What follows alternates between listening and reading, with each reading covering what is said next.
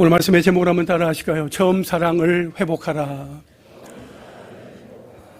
여러분, 크리스마스가 다가오고 있습니다. 예전에는 이맘때가 되면 크리스마스 카드를 정성껏 쓰고 그 위에 크리스마스 시를 붙여서 보내곤 했습니다.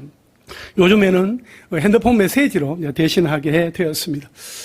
여러분, 해마다 저에게 크리스마스 카드를 보내주는 사람들이 있습니다. 바로 우리 사랑부 친구들입니다. 한 글자 한 글자 꼭꼭 눌러서서 준비한 그 카드를 받으면 마음이 뭉클합니다. 많은 문장이 아니어도 김신욱 목사님 사랑합니다 라는 그 한 문구에 눈물이 핑 하고 돕니다. 그들의 진심이 카드에 담겨져 있는 게 그대로 전해집니다. 한 장의 카드에도 보낸 사람의 진심이 담겨 있고 받는 사람은 그 마음을 깊이 느끼게 됩니다. 여러분, 오늘 함께 읽은 본문은 예수님이 요한에게 대필하게 하셔서 에베소 교회의 성도들에게 보내신 편지입니다.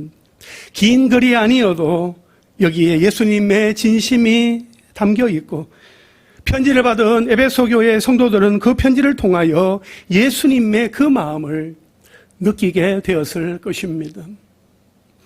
여러분, 우리가 예수님께로부터 편지를 받으면 어떤 기분이 들까요? 심장이 쿵쾅쿵쾅 뛰면서 너무 설레고 떨리며 과연 무슨 내용이 담겨 있을까? 정말 궁금할 것 같습니다. 우리가 이렇게 예배하기 위해서 모여서 설교를 듣는 것처럼 초대교회 성도들도 함께 모여서 편지 낭독하는 것을 듣습니다. 함께 듣는 것이요. 요한계시록은 이렇게 시작을 합니다. 계시록 1장 1절에 아포칼립시스 이예수 그리스도, 예수 그리스도의 계시라 하면서 내 성경이 낭독이 되어지지요. 오늘 우리가 읽은 요한계시록 2장 1절 말씀은 또 이렇게 시작합니다. 우리 함께 읽겠습니다. 시작. 에베소 교회의 사자에게 편지하라. 오른손에 있는 7별을 붙잡고 7 금촛대 사이를 거니시는 이가 이르시되 아멘. 에베소는 로마가 통치하던 그 당시에 그 관할 지역이었던 소아시아 주의 수도였으며 정치와 경제, 교통과 문화의 중심지였습니다. 유명한 아데미 신전이 있을 만큼 우상 숭배가 성행하였고 로마 황제를 숭배하는 소아시아 지방의 중심지였습니다. 바울은 제3차 전도 여행 때에 이곳 에베소에 약 3년간 머물면서 복음을 전했습니다. 바울이 그곳에 교회를 세운 뒤에 디모데가 바울의 뒤를 이어서 목회를 했습니다. 또한 요한계시록을 기록한 이 사도 요한도 이 교회에서 잠시 사역을 했으며 밤모섬에서 유배 생활을 하다가 풀려난 그 이후에 다시 이곳 에베소로 돌아온 것으로 전해집니다. 이 에베소 교회의 사자에게 편지하는데 오른손에 있는 7별을 붙잡고 7 금촛대 사이를 거니시는 이가 말씀하신다고 기록하고 있습니다. 여러분, 이것은 예수 그리스도의 모습입니다. 여기에 오른손은 그리스도의 절대적인 권능을 의미하며 요한계시록 1장 20절에서 말씀한 대로 7별은 7 교회의 사자를 의미합니다. 그리고 7 금촛대는 7 교회를 의미합니다. 그러므로 에베소 교회에 나타나신 예수님의 모습은 권능의 손으로 교회를 지키시며 교회들 가운데서 거니시는 분이었습니다. 이렇게 예수님의 모습이 나타나신 것은 예수님이 항상 에베소 교회를 권능으로 지켜주시고 사랑으로 인도해 주신다 하는 것을 보여주는 것입니다. 이런 예수님의 모습은 황제의 박해 속에서 정치적으로나 사회적으로 고립을 경험하며 살아가는 성도들에게 우리가 혼자가 아니구나. 예수님이 하늘에만 계시는 것이 아니구나. 우리와 함께 계시는구나. 우리의 교회를 붙들고 계시는구나 하는 것을 깨닫게 해 주었을 것입니다. 사랑하는 성도 여러분, 이것은 오늘 우리에게도 마찬가지입니다. 예수님은 지금도 쉬지 않고 다니십니다. 우리의 필요를 공급하시려고 쉬지 않고 일하고 계십니다. 우리 가정을, 우리 교회를 권능의 손으로 붙들고 계십니다. 여러분, 이것은 놀라운 약속인 것입니다. 그러므로 우리는 이 예수님을 철저하게 의지해야 합니다. 눈에 보이는 상황이 아니라 비록 눈에 보이지 않지만 이 예수님이 우리의 실제가 되어야 합니다. 그게 믿음입니다. 상황이나 현실이 예수님을 이기게 되면 그건 실패입니다. 그럴 수밖에 없는 것 같고 합리적인 것 같지만 실상은 믿음이 없는 것입니다. 그러나 어떤 상황이라도 권능의 손으로 붙드시고 다스리시는 예수님이 실제가 되면 그 상황을 이길 수 있습니다. 승리할 수 있습니다. 그것이 바로 성도의 삶입니다. 그러면 권능의 손으로 교회를 지키시며 또한 교회들 가운데 거니시는 예수님께서 에베소 교회에 하신 말씀은 무엇입니까? 첫째로 한번 따라 하실까요? 내가 아노라. 예수님이 알고 계신다라고 말씀하시는 것이요. 오늘 보면 2절과 3절 말씀을 함께 읽겠습니다. 시작.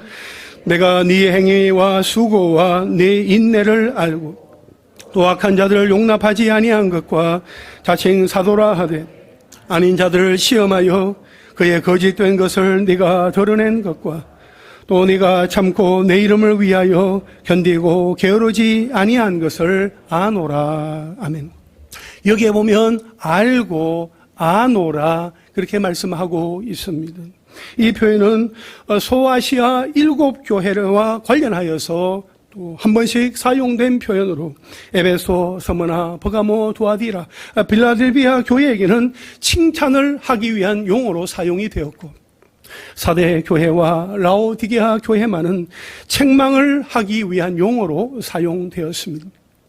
여기에서 이 알다라는 이 동사는 경험적인 지식을 말하는 기노스코가 아니라 심적 통찰력을 나타내는 직관적인 지식을 의미하는 오이다입니다.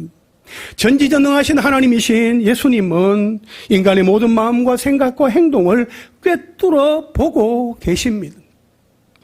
그래서 예수님은 우리가 말하지 않아도 모든 것을 아시는 통찰력을 통해 우리 개인과 우리 교회의 모든 행위를 알고 계십니다.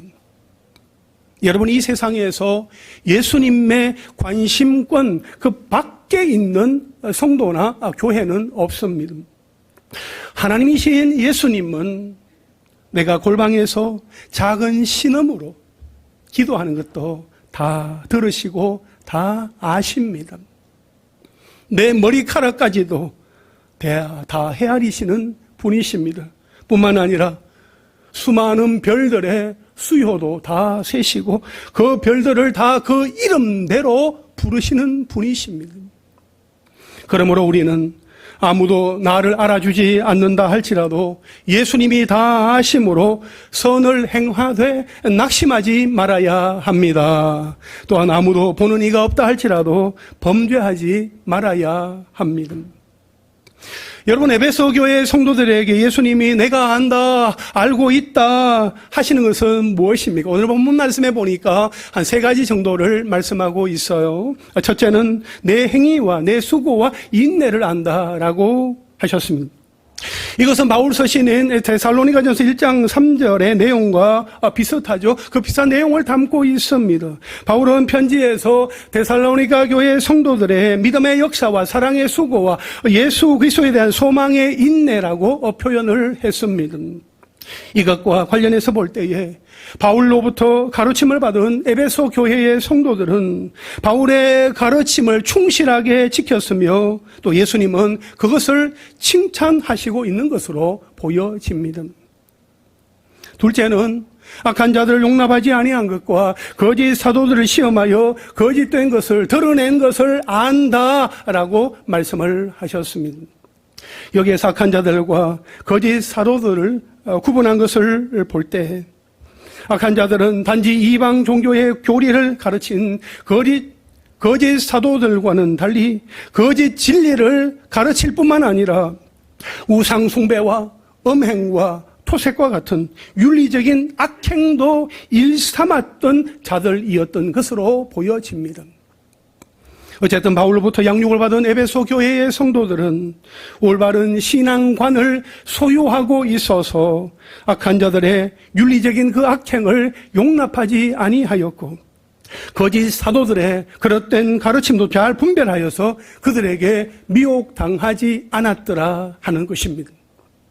여러분, 거짓 사도나 거짓 선지자에 대한 경고는 사도 바울이나 베드로나 예수님도 친히 하신 것으로, 교회에 거짓 사도가 들어오게 되는 것은 교회를 내부적으로 혼란시키고 미혹시키려는 사탄의 계략이므로, 이러한 현상은 마지막 날이 가까우면 가까울수록 더욱 기승을 부리게 될 것입니다. 그러므로 마지막 때를 살아가는 우리는 영적으로 더욱더 깨어 있어서 그들을 경계하고 그들에게 미혹당하지 말아야 할 것입니다. 예수님은 내 행위와 내 수고와 내 인내를 안다고 하셨고, 악한 자들 용납하지 아니하고 거짓 사도들을 시험하여 거짓된 것을 드러낸 것을 안다, 그렇게 하시면서 셋째로 3절에 보면 또 네가 참고 내 이름을 위하여 견디고 게으르지 아니한 것을 안다라고 말씀을 하셨습니다. 여기에서 참고 견디었다 했습니다. 주님의 이름을 위하여 참고 견디었다는 것이지요. 이 말은 신앙의 순수함을 굳게 지켰다는 말입니다. 이방 종교 및 황제 숭배의 중심지였던 에베소에 있는 믿음의 형제들은 기독교 내부로부터 발생한 거짓 사도들의 잘못된 가르침을 다 물리쳤을 뿐만 아니라 외부로부터 오는 환난과 박해에도 굴복하지 않았습니다. 또한 진리를 버리거나 진리를 희석시키지도 않았습니다. 그들은 내 이름, 예수님의 이름을 위하여 참고 견디었던 것입니다. 예수 그리스도의 명예를 훼손시키지 아니하고 그의 영광을 위하여 그들은 그토록 모진 고난과 환난도 다 감수하였던 것입니다. 또한 게으르지 않았다고 했습니다. 이것은 그들이 박해를 참고 견디는 중에도 소극적이지 아니하고 오히려 보다 적극적으로 부지런히 하나님을 찾았으며 신앙을 지키기 위해서 피곤한 가운데서도 열심을 내어서 진리를 아는 일에 힘썼다 하는 그러한 의미가 되겠습니다. 이처럼 에베소 교회의 성도들은 말씀 연구에 게으르지 않았고 그 말씀대로 살아내기 위해서 수고와 인내로 견딤으로써 예수님께로부터 칭찬을 받았습니다. 이렇게 에베소 교회의 성도들은 신앙과 열심과 헌신을 보여주었습니다. 그렇다면 오늘 이 시간 예수님이 나에게는 무엇을 알고 있다고 말씀을 하실까요? 예수님이 우리 교회를 향하여서는 무엇을 알고 있다고 말씀을 하시겠습니까? 내가 너의 눈물을 알고 있다. 내가 너의 아픔을 알고 있다. 내가 너의 상처를 알고 있다. 아이들과 씨름하면서 힘겨워하던 너의 그 시간들을 다 알고 있다. 직장에서 퇴근할 때에 지치고 피곤해하던 너의 모습을 보아서 알고 있다. 아픈 가족, 연로하신 부모님들을 돌보느라 너 자신을 돌아보지 못했던 너의 노고를 알고 있다. 여러분, 우리 예수님이 아십니다. 우리 좌우에 계신 분들과 한번 인사하실까요? 예수님이 아십니다. 뭐 예수님이 아신다네요? 예수님이 아신다고 하더라고요? 뭐 남 이야기하는 것처럼 하는 것이 아니라 예수님이 저와 여러분 우리의 마음을 아신다는 거죠. 우리 예수님이 아신다는 것 자체가 여러분 정말 위로가 되지 않습니까? 내가 아노라, 내가 안다, 내가 알고 있다라고 말씀을 하십니다. 이 음성이 우리의 심령 가운데 들려질 수 있게 되기를 간절히 바랍니다. 그리고 또한 우리가 예수님께 칭찬받을 일은 무엇일까요? 우리가 예수님께 칭찬받을 일이 무엇일까요? 예수님이 우리 교회를 향해서 무엇을 칭찬하실까 생각을 하다가 한 가지가 떠올랐습니다. 700일 기도 시작한 거 잘했어. 700일 기도 시작한 거 잘한 거야. 공동체 성경 낭독과 화목 기도회를 우리 주님이 칭찬하시리라 믿습니다. 여러분, 날마다 성경을 이렇게 낭독하는 분들의 목소리를 듣고 있으면 정성껏 읽어 내려가는 그 작은 떨림이 느껴집니다. 제가 매일 아침마다 오전 7시에 성경 낭독 파일을 단톡방에 올리면 마치 기다렸다는 듯이 듣는 분들이 있습니다. 그렇게 말씀을 기다리는 마음, 그 사모하는 마음을 우리 주님이 기뻐하시고 칭찬하실 줄 믿습니다. 아무쪼록 날마다 말씀을 듣고 읽으며 가까이 하는 가운데 하나님이 어떤 분이신지 알아가면서 하나님을 더 사랑하게 되기를 주님의 이름으로 축원합니다. 700일 동안 말씀을 읽고 기도하며 완주함으로 우리 주님이 주시는 칭찬과 은혜와 축복을 마음껏 받아 누릴 수 있게 되기를 간절히 바랍니다. 둘째로 한번 따라 하실까요? 그러나 책망할 것이 있나니.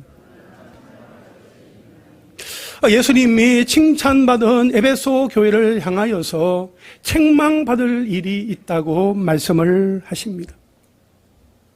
4절 말씀 우리 함께 읽겠습니다. 시작. 그러나 너를 책망할 것이 있나니 너의 처음 사랑을 버렸느니라. 아멘. 여러분, 에베소 교회를 향한 예수님의 책망은 너의 처음 사랑을 버렸다는 것입니다. 앞서 2절과 3절에서 에베소 교회를 칭찬하셨던 예수님은 칭찬을 뒤로 하고 그러나 하면서 책망의 말씀을 하십니다. 사실 사도 요한에게 있어서 이 에베소 교회를 향한 예수님의 이 책망은 충격이었을 것입니다. 왜냐하면 에베소 교회는 이 사도 요한 자신이 목회를 했던 목회지였을 뿐만 아니라 목회자로서 이 요한이 강조한 것은 하나님과 사람과 사람 사이의 사랑이었고 그 사랑을 잃어버리지 아니하고 잘 간직하고 있다라고 생각했었기 때문이지요. 그러면 여기에서 예수님께서 에베소 교회가 버렸다고 책망하신 처음 사랑은 무엇입니까? 그 처음 사랑이란 처음 예수님을 믿게 되었을 때 가졌던 하나님과 사람들 향한 순수하고도 진지한 열정적인 사랑의 행위를 의미합니다. 여러분, 에베소 교회의 성도들이 처음에는 이 사랑의 행위를 잘 실행하고 있었습니다. 그러나 에베소의 형제들은 거짓 사도들이 퍼뜨리는 그 그릇된 진리를 막기 위해서 온 힘을 기울이면서 지나치게 교리적인 순결만을 강조하다가 그만 이웃과 형제를 사랑하고 권면하며 서로 돌아보는 사랑, 실천적인 그 사랑을 놓쳐버렸던 것입니다. 신앙생활 초기에 보여주었던 그리스도에 대한 헌신과 사랑도 그만 잃어버렸습니다. 여러분, 사랑이 식은 게 아닙니다. 사랑을 버렸습니다. 사랑이 없습니다.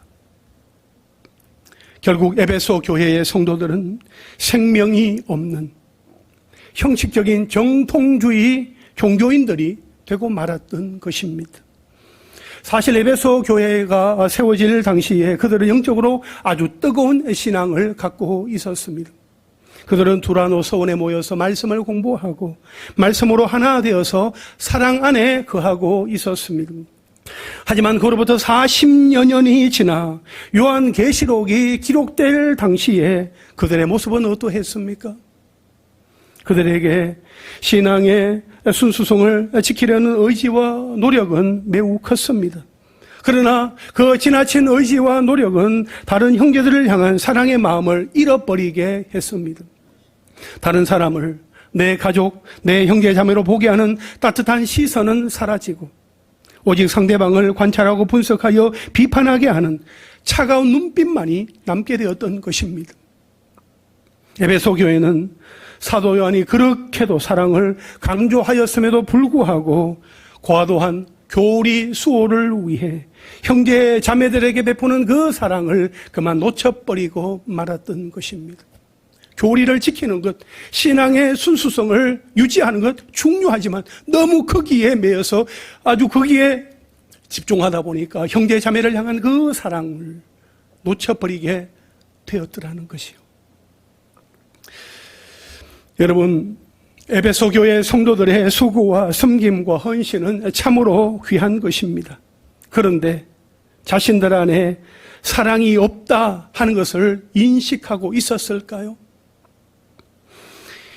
이렇게 열심히 헌신하고 봉사하는데 말씀으로 지키려고 애쓰는데 사랑이 없이도 얼마든지 그렇게 할 수 있다 하는 것을 알고 있었을까요? 사도 바울은 고린도전서 13장에서 이렇게 말씀하고 있습니다. 고린도전서 13장 1절부터 3절까지 말씀을 우리 함께 읽겠습니다. 시작.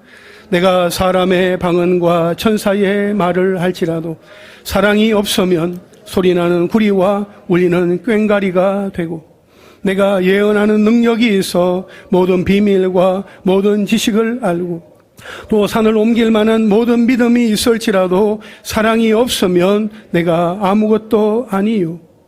내가 내게 있는 모든 것으로 구제하고 또 내 몸을 불사르게 내줄지라도 사랑이 없으면 내게 아무 유익이 없느니라. 아멘. 사랑이 없으면 내가 아무것도 아니다라는 것이요. 사랑이 없으면 아무 유익이 없다는 것입니다. 나에게 사랑이 있는지 사랑이 없는지, 내 속에 있는 그 사랑은 어떤 사랑인지 우리의 마음 가운데 돌아볼 수 있게 되기를 바랍니다. 남녀 간의 사랑도 아니요, 부모와 자식 간의 사랑도 아니요, 스승과 제자 사이의 사랑도 아니요, 친구 사이의 사랑도 아닌 하나님이 우리에게 친히 보여주신 그 아가페 사랑, 그 사랑이 내 마음 가운데, 우리의 심령 가운데 담겨져 있는지 우리 자신의 모습을 돌아볼 수 있게 되기를 바랍니다. 2023년 한 해도 이제 얼마 남지 않았습니다. 자연스럽게 지나온 한 해의 시간들을 돌아보게 됩니다. 내가 틀린 것은 아니지만 내 자리에서 나는 나름대로 열심히 한다고 했는데 그런 내 모습으로 인하여서 다른 사람에게 상처를 준 일은 없습니까? 나의 옳고 바름을 주장하느라 다른 사람의 마음을 아프게 한 일은 없습니까? 나는 원리 원칙을 주장하지만 거기에 영혼에 대한, 사람에 대한 진실한 사랑이 있었습니까? 여러분, 예수님이 지금 나에게 책망하시는 일이 있다면 무엇이겠습니까?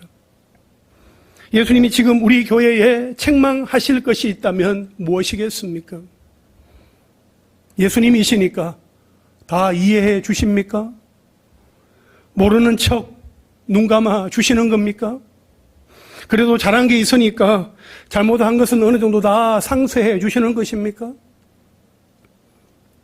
예수님은 에베소 교회를 향하여서 책망할 것이 있다 말씀하신 것입니다. 여러분 기억하십시오. 책망이 나쁜 것이 아닙니다.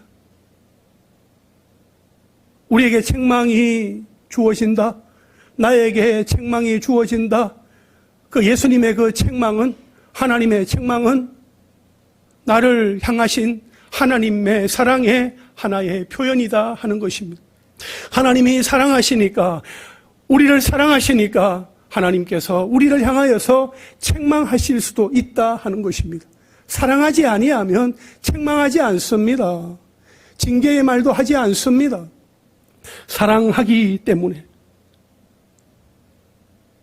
사랑하는 자에게 주시는 사랑의 한 표현이 책망이다 하는 것입니다.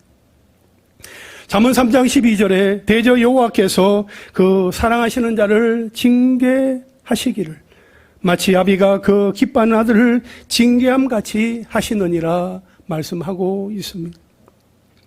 요한계시록 3장 19절에 보면 무릇 내가 사랑하는 자를 책망하여 징계하노니 그러므로 네가 열심을 내라 회개하라 말씀하십니다.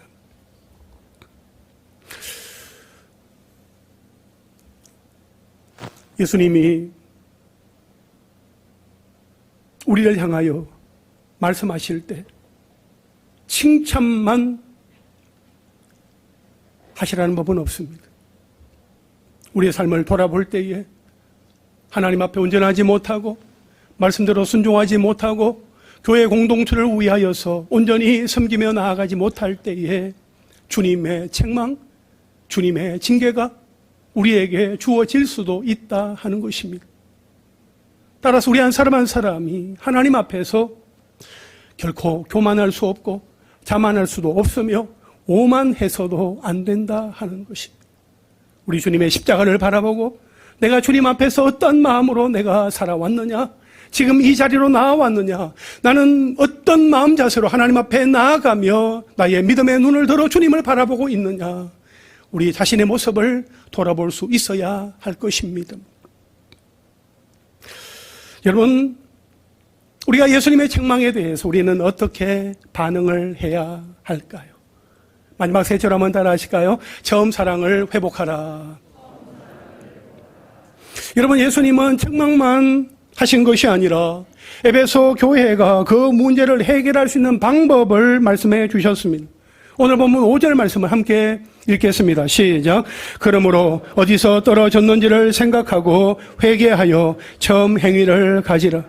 만일 그리하지 아니하고 회개하지 아니하면 내가 네게 가서 내 촛대를 그 자리에서 옮기리라. 아멘. 예수님이 말씀하신 방법은 어디서 떨어졌는지를 생각하고 회개하여 처음 행위를 가지라는 것입니다.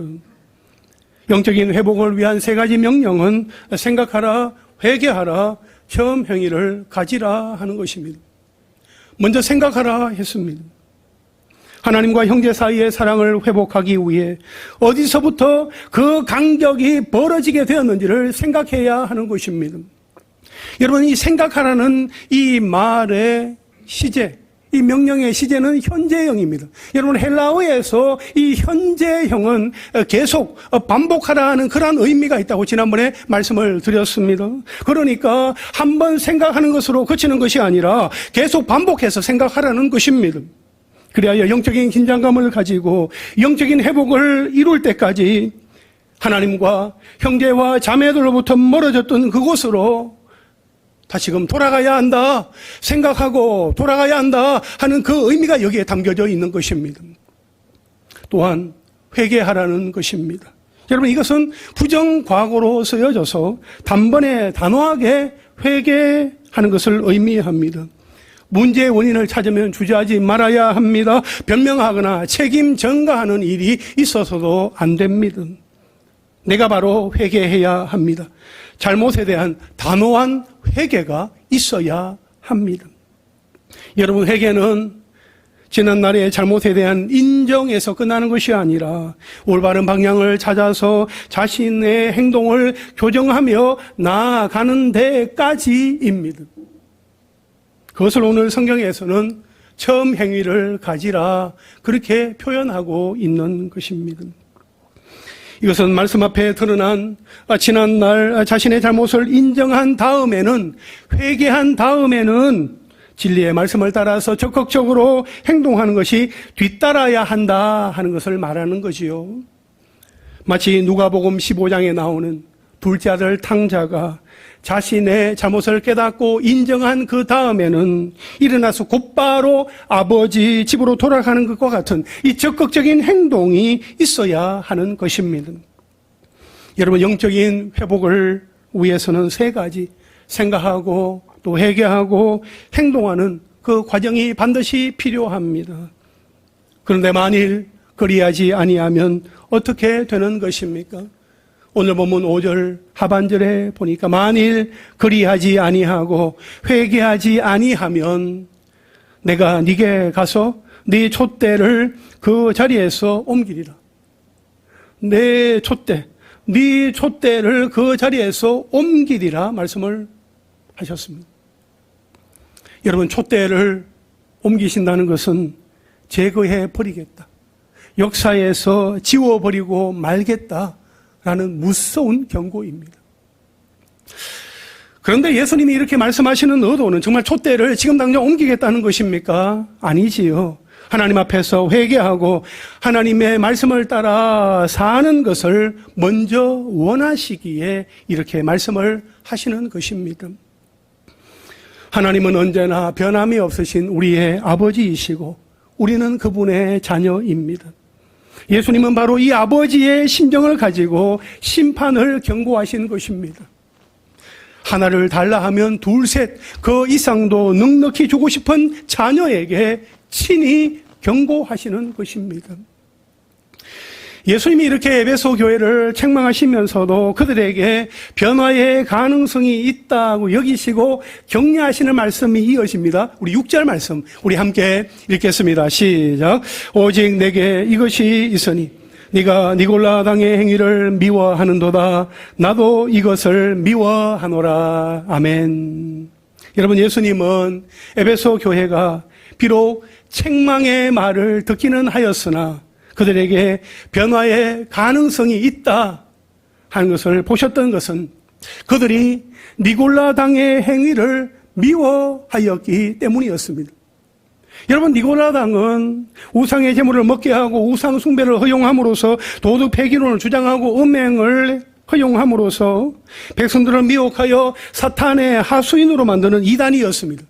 그들의 죄를 에베소 교회 성도들이 미워하고 용납하지 않았기 때문에 예수님은 그들이 얼마든지 변화될 가능성이 있다라고 보셨던 거지요. 다시 말하면 죄를 미워하는 태도가 있었기에 에베소 교회에 그래도 희망이 있다. 그래, 에베소 교회에 희망이 있어 라고 보셨던 것입니다. 나는 죄 있는 그들을 미워했는데 나에게도 죄가 있구나 하는 것을 깨닫게 되고 죄에 대한 그 미움 때문에 그들이 반드시 돌이킬 것이다 라고 예수님은 그렇게 믿어주셨던 것입니다. 사랑하는 성도 여러분, 우리 기독교가 사랑의 종교요, 나를 박해하고 때리는 원수마저도 사랑하라 그렇게 가르치지만 단 한 가지에 대해서만큼은 사랑하기를 포기해야 합니다.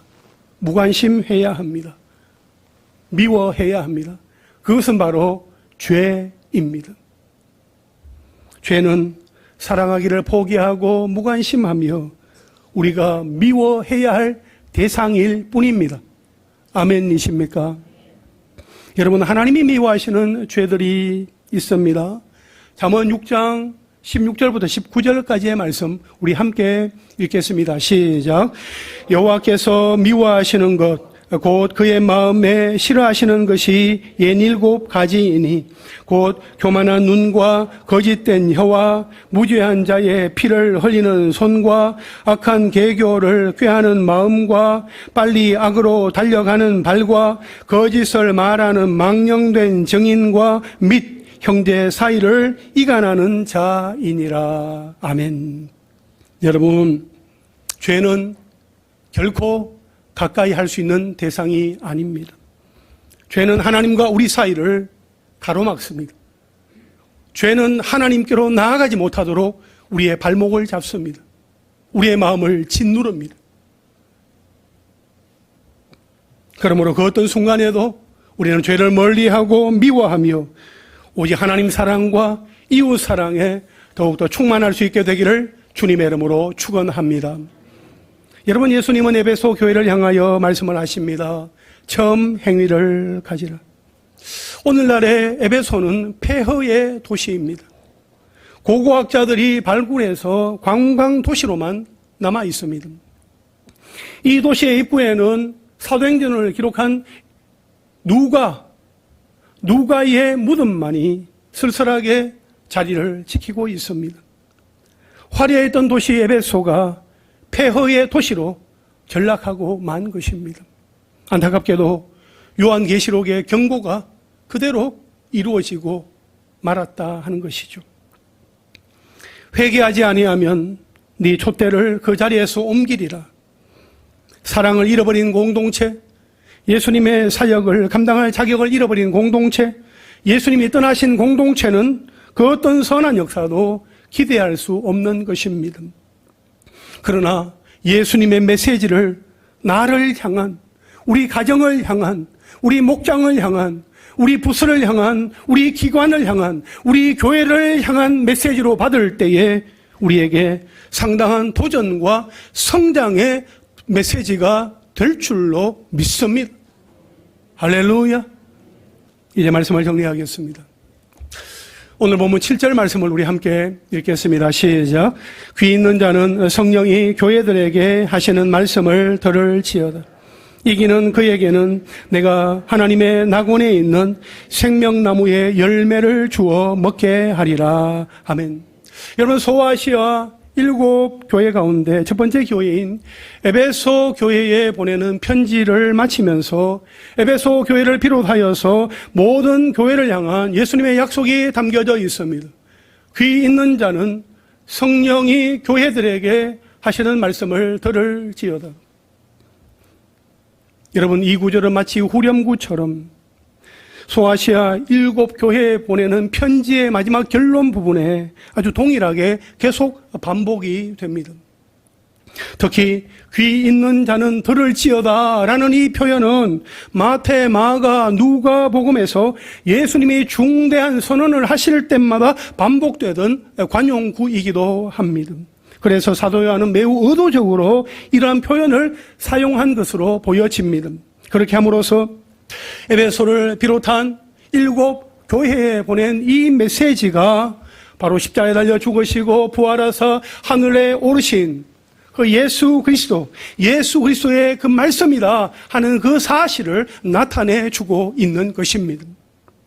또한 요한은 성령이 교회들에게 하시는 말씀을 이라는 표현을 함으로써 예수 그리스도의 말씀이 곧 성령의 말씀이다 하는 것을 보여주고 있습니다.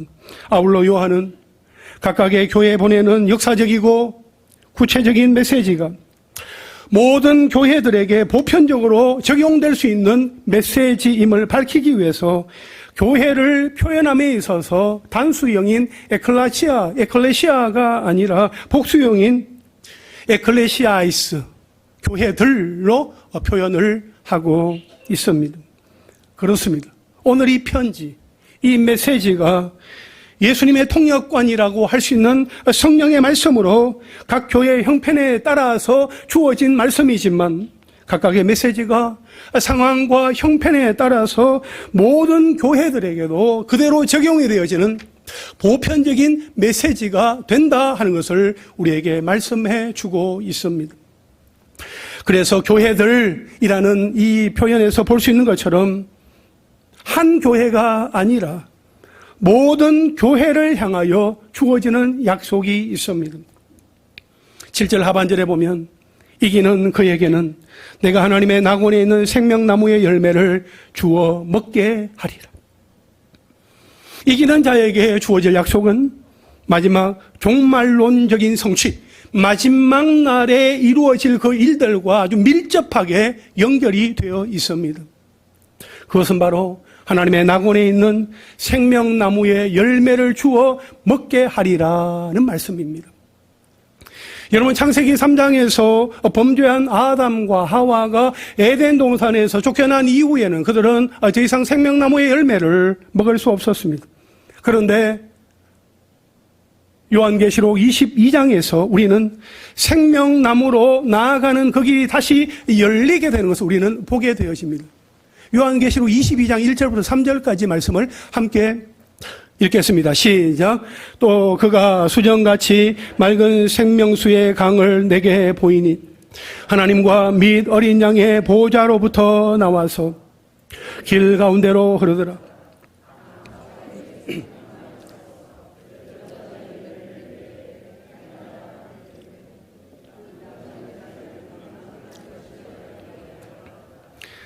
다시 저주가 없으며 하나님과 그 어린 양의 보좌가 그 가운데에 있으리니 그의 종들이 그를 섬기며. 아멘.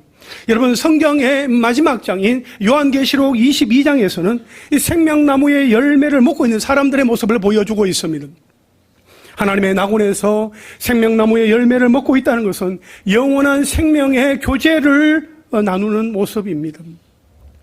우리가 천국에서 교제한다고 할 때에 나를 구원하신 하나님과 영원히 교제하는 것과 내가 사랑하는 형제 자매들과 더불어 영원히 교제하게 되는 것을 의미합니다. 여러분, 그 천국에서 우리가 영원토록 함께 교제해야 하지 않겠습니까?